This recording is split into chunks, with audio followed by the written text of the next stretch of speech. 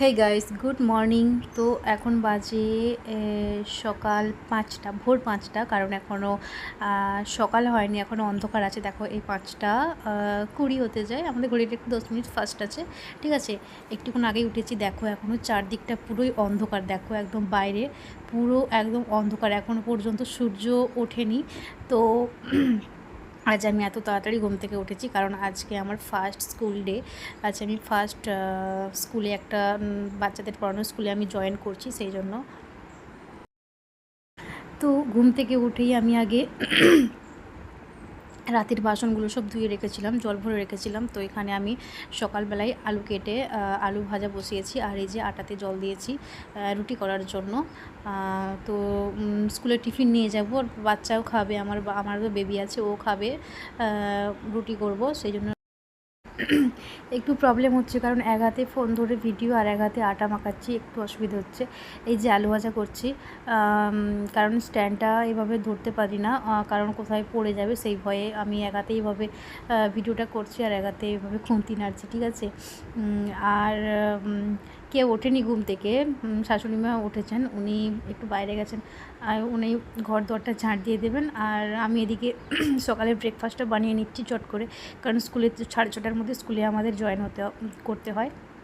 সেই জন্য আজ তো আমার ফার্স্ট, তাই একটু তাড়াতাড়ি, একটু টেনশান হচ্ছিলো, তাই এই রুটিগুলো করেছি। তো এবারে বেলে নেব রুটিগুলো। তো তোমরা দেখতে থাকো ভিডিওটা, আশা করছি তোমাদের ভালো লাগবে। আর এটা আমি সারাদিনের মানে স্কুলের ব্লগটা শুধু দিয়েছি, যে কী করছি না করছি স্কুল যাওয়ার আগে থেকে শেষ পর্যন্ত এইটুকুই, ঠিক আছে। এখন বাজে 5টা 45 হয়ে গেছে। দেখো, এখন পুরো ফাঁকা হয়ে গেছে। তো আমি একদিকে রুটিগুলো বেলছি আর একদিকে ভাজছি। শাশুড়ি মাকে বলেছি, মা একটু ফোনটা ধরে দিন, ভিডিওটা একটু করবো, সেই জন্য মা একটু ফোনটা ধরে। তো রুটি করতে আমার খুব ভালোই লাগে, টাইম থাকলে ভালো লাগে, কারণ টাইম যখন হাতে নিয়ে একটু মাথায় টেনশানও আছে যে ফার্স্ট স্কুল জয়েন করব, কী হবে না হবে, আমি কি বলবো না বলবো, সব কিছু টেনশান আছে। তার মধ্যেই আমি বলছি না, একটু ব্রেকফাস্টে বানিয়ে নেওয়া যাক, না আমি স্কুলে কিনবার নিয়ে যাব। তো আপাতত করে রুটিগুলো যা হোক করে বেলে ভেজে নিচ্ছি। তো তারপরে আমি এখনও রেডি হব, কিছু খাবো না, ওখানে গিয়েই টিফিন হবে, তখনই খাবো, কারণ খাবার আর সময় নেই, কারণ এত সকালে খাওয়া যাবে না, ঠিক। তো তোমরা আরেকটা জিনিস দেখো, তো এখানে আমার শাশুড়ি মা আমার শাড়ি আমাকে ধরিয়ে দিচ্ছে, কারণ এটা সুতোর তো নতুন শাড়ি, পরতে অসুবিধে হয়, একা পরতে পারি না, তার জন্য ওনাকে বলেছি, মা একটু শাড়িটা ধরে দিন। তাই মা শাড়িটা আমাকে ধরে মানে সুন্দর করে গুছিয়ে দিচ্ছে, নাহলে একা কখনো হতো না। অবশ্য মা অনেকটাই হেল্প করে, অনেকটাই, শাশুড়ি মা অনেকটাই হেল্প করে। সত্যি এখনকার দিনে এরকম শাশুড়ি মা পাওয়া যায় না, মানে প্রত্যেক ঘরে ঘরে থাকুক এরকম শাশুড়ি মা। তো তো আমি তো আমাকে এভাবে শাড়ি সব ধরিয়ে গুছিয়ে ভালো করে পরিয়ে দিচ্ছে, যাতে আমার কোনো প্রবলেম না হয়। এপাশে আমার অনেক টাইম নেই, দেরিও হয়ে যাচ্ছে সেদিকে। মাও স্কুলে যাবেন, উনিও আইসিডিএসের যান আর কি, আইসিডিএস স্কুলে যান, উনিও যাবেন স্কুলে, আমার ছেলেকে নিয়ে যাবেন উনি, কারণ আর আমার স্কুলে আমি তো এখন বাচ্চাকে নিয়ে যেতে পারবো না।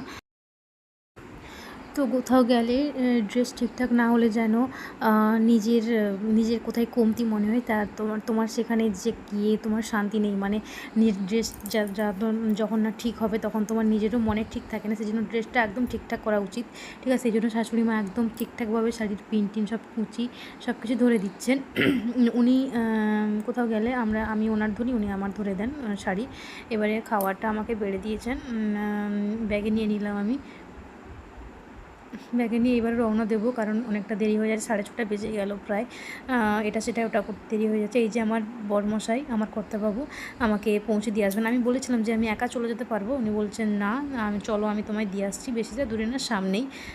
সেই জন্য এই দেখো, আমি স্কুলে আমার পৌঁছে গেছি, কিন্ডারগার্টেন মডার্ন স্কুল। তো এখানেই আমি ছোটো বাচ্চাদের পড়াবো, আজ থেকে আমি জয়েন করছি।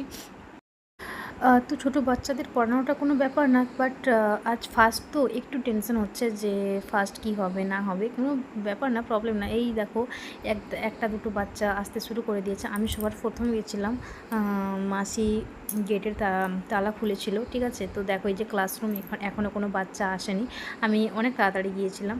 তো এটা একদম শেষে একদম ছুটি হয়ে গেছে, সেই সময় প্রত্যেকের গাড়ি আসে।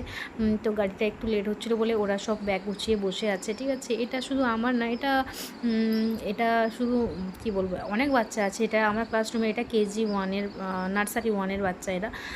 তো তাই একটুখানি ভিডিও করে নিয়েছি লাস্টে, সবার লাস্টে।